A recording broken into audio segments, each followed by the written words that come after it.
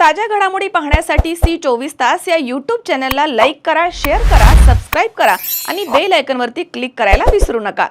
नव्या वर्षातील गुंतवणुकीसाठी शरद सहकारी बँकेची शरद गुढीपाडवा 2025 ठेव योजना, व्याजदर 8.60%। योजना येत्या 31 मार्च पर्यंतच, अटी लागू। स्वाभिमानी शेतकरी संघटनेचा पुणे जिल्हा अध्यक्ष प्रभाकर बांगर या ठिकाणी उपविभागीय कार्यालय प्रांत कार्यालयासमोर ही काळी गुढी उभारून राज्य सरकारचा आम्ही या ठिकाणी जाहीर निषेध करतो। कारण आज जे सत्तेमध्ये राज्यकर्ते आहेत त्यांनी निवडणुकीच्या काळामध्ये जाहीरनाम्यामध्ये जाहीर शेतकऱ्यांना आश्वासन दिलं होतं, आम्ही पुन्हा सत्तेत आल्यानंतर त्या ठिकाणी शेतकऱ्यांची कर्जमाफी करू। आणि काल राज्याचे उपमुख्यमंत्री आणि अर्थमंत्री असलेले अजितदादा म्हणतायत पैशाचं सोंग करता येत नाही। अरे लाडकी बहीण किंवा बाकीच्या अनेक योजना करण्यासाठी तुमच्याकडे पैसे आहेत आणि शेतकऱ्यांना देण्यासाठी पैसे नाहीत। आज राज्यामध्ये दररोज 8 ते 10 शेतकरी कर्जबाजारीपणाला कंटाळून त्या ठिकाणी आपली जीवनयात्रा संपवतायत, आत्महत्या करतायत। याची थोडी तरी लाज तुम्हाला वाटली पाहिजे। अरे या ठिकाणी तुम्ही दिवसाढवळ्या शेतकऱ्यांची फसवणूक केली, निवडणुकीच्या काळामध्ये जाहीरनाम्यामध्ये आश्वासन देऊन आणि जाहीर भाषणं करून तुम्ही शेतकऱ्यांचा त्या ठिकाणी गळा कापण्याचं काम केलेलं आहे, विश्वासघात करण्याचं काम केलेलं आहे।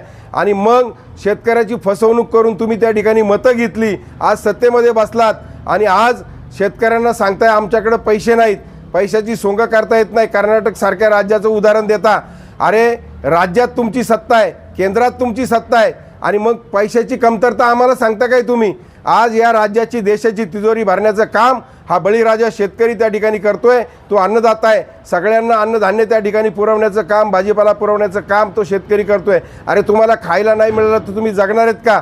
याची जरा तरी तमा बाळगा, त्या शेतकऱ्याचा विचार करा। या ठिकाणी आज आम्ही सर्व शेतकऱ्यांच्या वतीनं या सरकारचा या ठिकाणी जाहीर निषेध करतो। कारण तुमच्या धोरणांमुळं, चुकीच्या धोरणांमुळं आज शेतकरी कर्जबाजारी झालेला आहे। आम्ही जाहीरपणाने मागणी करतोय अनेक वेळा की आमचाही उत्पादन खर्च काढून आम्हाला भाव द्या, परंतु तुम्ही शेतकऱ्याला कायम वाऱ्यावर सोडायचं, कायम चुकीची धोरणं राबवायची। आज शेतकऱ्यांनी घेतलेल्या प्रत्येक वस्तूवरती तुम्ही GST लावताय, त्याचा परतावा शेतकऱ्याला मिळत नाही। सगळ्या बाजूनी आज उत्पादन खर्च मोठ्या प्रमाणामध्ये वाढतोय आणि दुसऱ्या पटीत आपण पाहतोय आज कुठल्याच मालाला बाजारभाव नाही। आज उन्हाळ्याचे दिवस आहे, मार्च एंड असताना आज शेतकऱ्यांच्या मागं बँका असतील, सोसायट्या असतील, याचा तगादा चालू आहे। आज शेतकरी अक्षरशः वैतागलेला आहे, मेटाकुटीला आलेला आहे आणि याचा विचारसुद्धा तमाम शेतकऱ्यांनी या ठिकाणी केला पाहिजे आणि या राज्यकर्त्यांना यांची लायकी दाखवून दिली पाहिजे। आणि तमाम शेतकऱ्यांच्या वतीनं या राज्यकर्त्यांनी जी काही शेतकऱ्यांची थट्टा चालवली आहे, फसवणूक चालवली आहे, याचा मी जाहीर निषेध करतो। आणि या पुढच्या काळामध्ये स्वाभिमानी शेतकरी संघटना अतिशय आक्रमकपणे या राज्यकर्त्यांना वठणीवर आणल्याशिवाय या ठिकाणी राहणार नाही।